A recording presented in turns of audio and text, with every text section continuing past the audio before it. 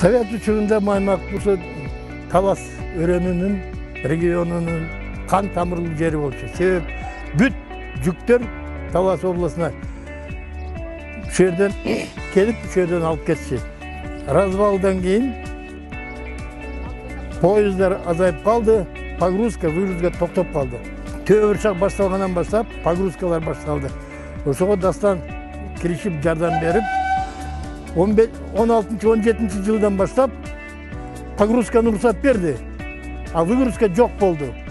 Ошо 2 жыл, 3 жыл погрузка кылып жүрдү. Ошол жерде 6 бригада балдар иштейт.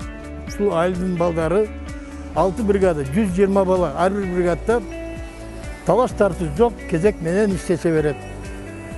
Азыр быйылдан баштап, 20 жылдан баштап тупикти ачып берди, дастан киришип, абдан жардам берип, жакын менен министрликте Казакстан менен сүйлөшүп, ошол жерден ачып берди. Погрузкада, выгрузкада. Мынакей бу жерге пограничниктерди салып берди, карап турат ушул жерден пограничниктер.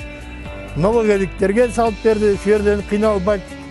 Бизнесмендер келип ушул жерден документтерин оформить этип, эмесе мурун ушул жерден барып, Жамбыл Таразга барып, документтерин оформить этип, анан бияка келчи.